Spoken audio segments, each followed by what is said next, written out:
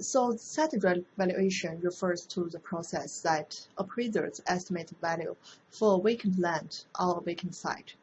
So a vacant land is a raw land with no improvement and no supporting infrastructures. Vacant site is a land that has infrastructure, for example, street utilities, to its boundary, and is prepared for use or suitable for building, so it is an improved site. There are some terms for the site valuation.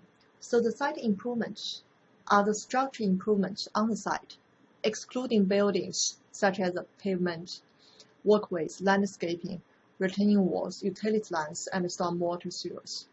And off-site improvements are the improvements that support the use of the site, but are not within the site boundaries, for example, the street surface, the curbs, and utility lines.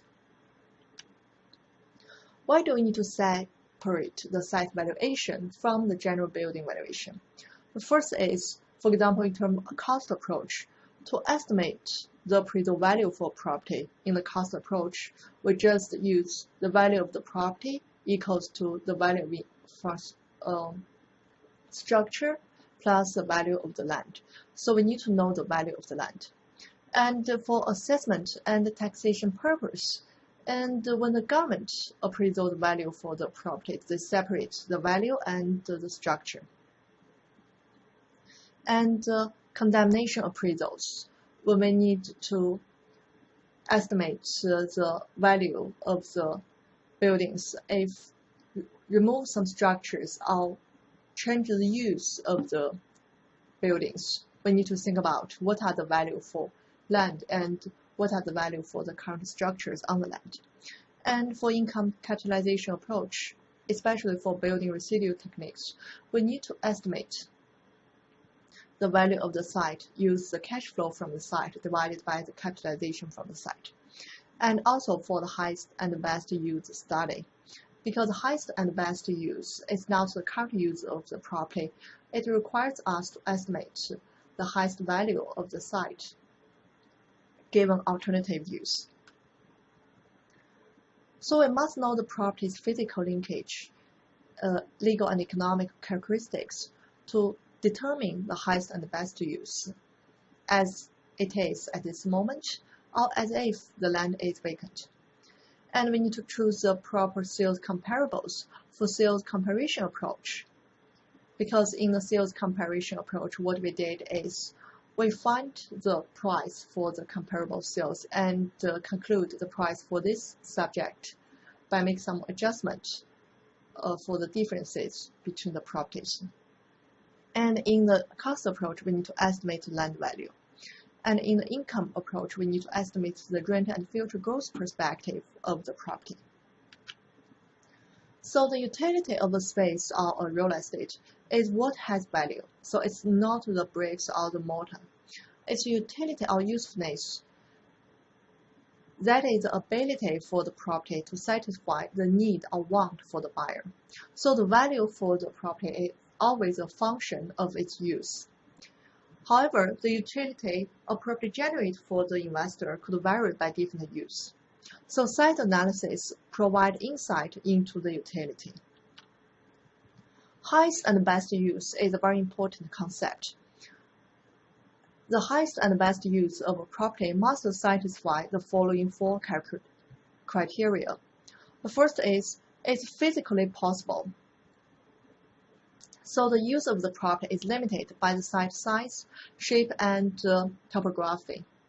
And it's legally permitted. We need to consideration of the zoning, building code, the hazardous areas, the covenant condition and restriction, that is CCRs, which is the requirement by the condo associations.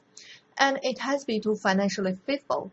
So it has to be feasible given the present and anticipated market conditions.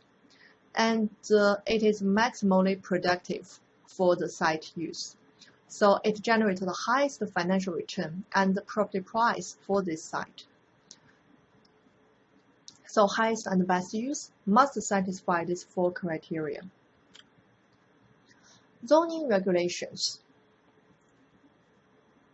regulate the development for the site. For example, the permitted use for this site. What are the minimum lot size requirements? What types of structures are permitted to be built on this site?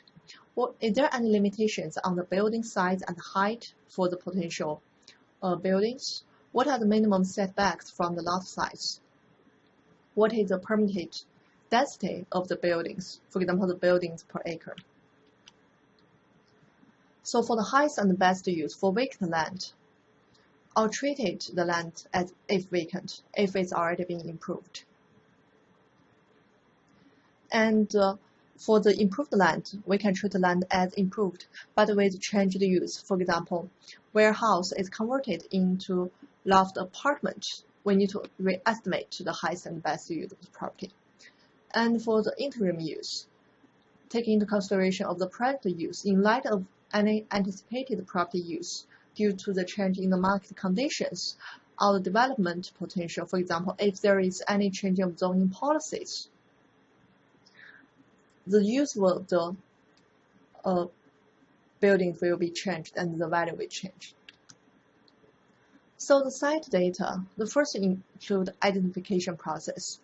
We need to identify the parcel. So every property, it have an official identification. It can either be defined as legal description, for example, the meetings and bounds, lot and block, government surveys we have discussed previously, or American Land Title Association survey. On the title insurance report, you can also find the property ID. And it also have unofficial identification, for example, the street address or the postal service. And the property name, like Granger Hall, Heiner Hall, and the tax parcel number. To get this information, we can go to see the licensed surveyor, for example, American Land Title Association, or the title company or attorney to get a title report, or we can go to the county register of deeds. This is an example from the American Land Title Association survey. What we can say is like for each property, it has a parcel ID, which defines the parcel boundaries and the property. And analysis for the site data includes estimate the highest and best use for the site, and what are the physical features for the site.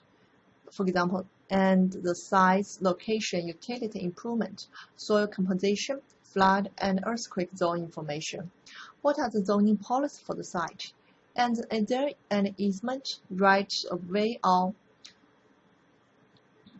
CCRs for the site regulation? The size and shape for the site. We have to verify the lot dimensions. It could be observed from the American Land Title Association survey or the plat map. And we have to determine the suitable use given the current size, and as well as the impact on the utility and marketability to the potential buyers. The size of the site, that is affect the number of alternative use for the site. For example, if a small site is not for shopping center, the shape of the site can impact the amount of usable land in the site. For example, if the site has been bounded by water and mountain, then it will reduce the alternative use of the site. The size of the site, we can measure it by different units. For example, square footage, acres, floor area ratios. And the allowable density for the site is king for most of the time. When the allowable density is larger, typically the site has a higher value, but a lower value per unit in the site. But sometimes there are exceptions. For example, a larger site allows for more intense use. The shape of the site, what are the suitable depths and frontage of the site, and which is the efficient layout for the buildings.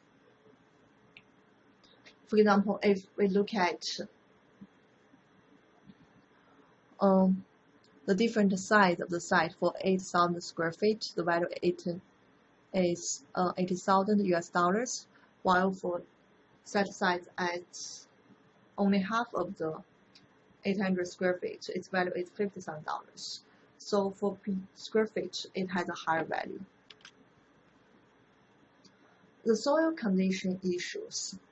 The soil of the site is also very important in the appraisal process. For example, the permeability, the septic tanks in the site, whether there are groundwaters, and whether the land is stability, is there any fill area, or is it in the earthquake zone or landslide, and the load bearing capability and ability to physically support the structures. What are the soil types or conditions, and what are the location of the bedrock? So there are online reports provided by the U.S. Department of Agriculture and Natural Resources Conservation Service, which provide the soil survey for different locations. And there are other issues related to the site valuation, the topography, the surface depth, water, the plants and animals.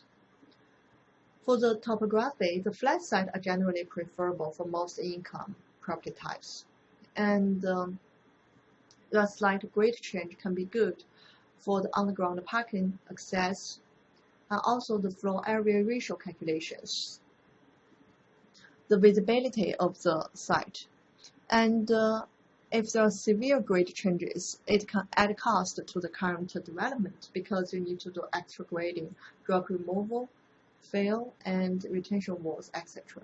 And it reduces the developer density and reduce the site utility and efficiency. The surface water will require the stormwater management, and wetland and waterways also affect the site value.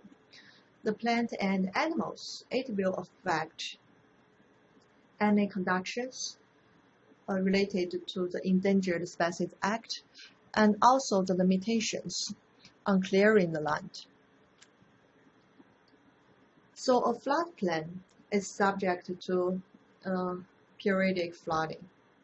It may have restrictions on the buildings because it affects the cost and ability to insure the building, as well as the willingness of the lender to lend money for the development.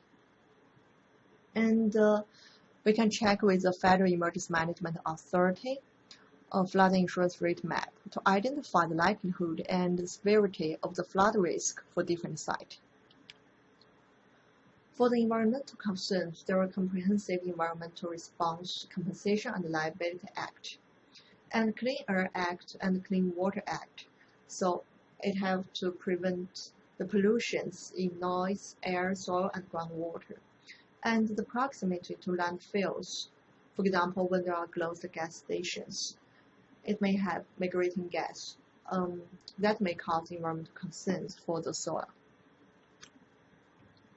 So this picture just gives you an example of the air pollutions, which is at different points in the Asian city.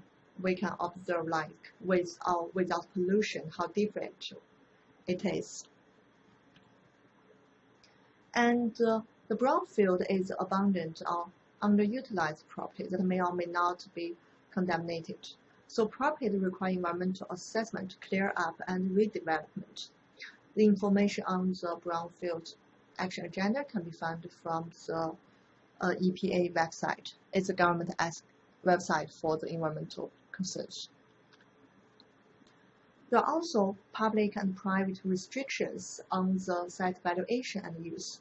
For public restriction, for example, there are zoning policy, the parking requirement, regional planning authorities, state land office, subdivision restrictions, and special use district. For the private restriction, for example, the deed restrictions, or the structure encroachment, for example, it required the improvement on adjacent properties extend on the site, the fence improvement and trees, the easement, and the conditions, covenant, and restrictions from the HOA office. Information and sources for this kind of restrictions can be obtained from the licensed surveyor or the title company or attorney. To estimate the value for a site, we can use the sales comparison method. which is the sales of similar vacant site, are analyzed and compared. With adjustment to the sales price, it results to the estimate of the value for subject site. And or we can use what we call allocation method. So we know the ratio of the land value to the total building value, which is very typical in the areas. If we know the total value of the subject property, we can derive the value for that land. We just use the value of the subject property times the ratio of the land to the ratio of the total value of the building in this area. Abstraction method. So the cost of our improvement is subtracted from sale price of the property. The left will be the land value. And the fourth one is subdivision development method. So the cost of developing and subdividing parcel of land are subtracted from the total expected sales price of the separate site to determine the value of the undivided raw land. The ground rent capitalization method. The annual income from the ground lease is divided by capitalization rate to indicate the market value of the site. And for the land residual method, what we did is we use the net income earned by the total building, subtracted from the total income from the whole property. And then we use, this is the net income of the land. We use the net income of the land divided by the capitalization of land to derive the land value for the property.